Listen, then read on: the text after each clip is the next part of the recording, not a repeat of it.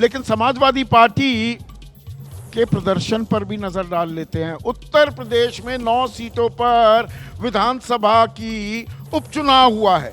अब 7 बीजेपी के खाते में, 2 समाजवादी पार्टी।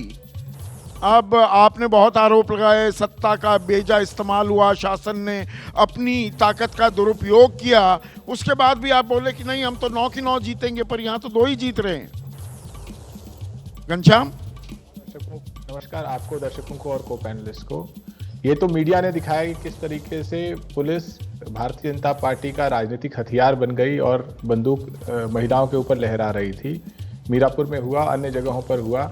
इस सब के बावजूद समाजवादी पार्टी 2 सीटों पर आगे है और 2 सीटों पर कड़े मुकाबले में है।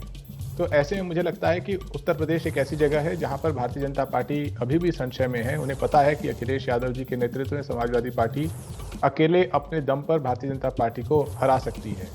जो महाराष्ट्र में चुनाव के परिणाम आए हैं या जो हरियाणा में इससे पहले आए थे, यकीनन ये सभी को हैरत में डालते हैं। ये यकीनन वो उस धारा से विपरीत है जो मीडिया दिखाती रही है, जो अनेक सर्वे दिखाते रहे हैं, और इसलिए भी भारतीय जनता पार्टी की बेईमानी पर सवाल उठ सकते हैं।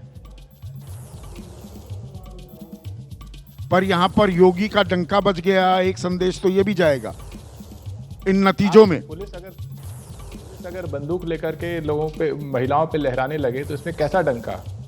इसमें कौन सी बहादुरी है कि आप मुख्यमंत्री हैं और आपने आके कह दिया कि बटेंगे कटेंगे?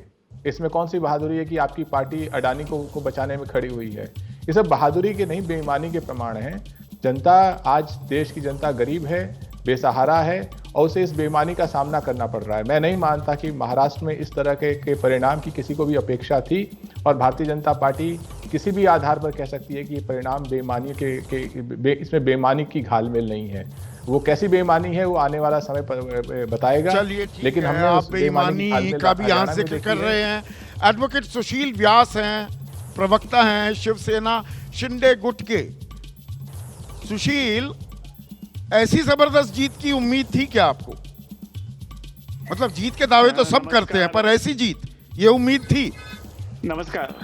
नमस्कार। देखिए, ऐसा है, जनता के प्रति अगर आप अपनी जवाबदेही को ईमानदारी से निभाएंगे और जनता के लिए हमेशा उनके सुख दुख में उपलब्ध रहेंगे, तो इस तरह का प्रत्युत्तर जनता की तरफ से मिलना स्वाभाविक है। और जो आज हमें मिला है, तो हम बड़ी बड़ी विनम्रता से उसको स्वीकार करते हैं और भविष्य में इससे ज्यादा जनता के प्रति अपना कर्तव्य निर्वहन की आकांक्षा रखते हैं। लेकिन घनश्याम भाई जो कह रहे थे बेईमानी, आज 9 करोड़ 60 लाख मतदाताओं का ये अपमान है। इस तरह से उनको अपमानित नहीं करना चाहिए। उन्होंने अपने विवेक से जो निर्णय लिया है, नहीं, वो ज्यादा उत्तर प्रदेश के संदर्भ में कह रहे थे। लेकिन सुशील भाई, एक छोटा सा मैं आपसे जवाब चाहूंगा, जीत का सेहरा किसके सर बनना चाहिए? अब यहाँ पर एबीपी न्यूज पर हमारे प्रोड्यूसर चला रहे हैं महानायक देवेंद्र फडणवीस। महानायक देवेंद्र फडणवीस हैं या महानायक एकनाथ शिंदे हैं जीत के? देखिए, ये महायुति के सभी दलों में, घटक दलों के सामूहिक नेतृत्व का सामूहिक प्रयास है, जिसका नेतृत्व वर्तमान मुख्यमंत्री एकनाथ राव शिंदे, जो विकास पुरुष के रूप में वर्तमान मुख्यमंत्री आगे भी मुख्यमंत्री रहने चाहिए, वही लेंगे शपथ? अब वो उसका फैसला हमारे नवनिर्वाचित विधायक बैठ के करेंगे। जो भी निर्वाचित नेता होगा वो मुख्यमंत्री बन जाएगा, उसमें कोई विधायक तो ज्यादा बीजेपी के हैं, तो फिर तो बीजेपी का बनेगा ना। विधायक भी बीजेपी के आज भी ज्यादा है, 105 पिछले 2.5 साल से, और हमारे 41 है, फिर भी मुख्यमंत्री एकनाथ राव जी हैं। हाँ। वो आपसी सामंजस्य है। बिल्कुल वकील की तरह जवाब दे रहे हैं, नेता ही नहीं आप, क्योंकि वकील भी हैं तो जरा अच्छी खासी आपको करनी आती है। एक छोटा सा ब्रेक ले रहे हैं, ब्रेक के बाद भी खबरों का सिलसिला जारी रहेगा और ये जो आंकड़े आ रहे हैं इनमें रुझान भी है, नतीजे भी हैं, ये और कॉन्क्रेटाइज होते दिखाई देंगे।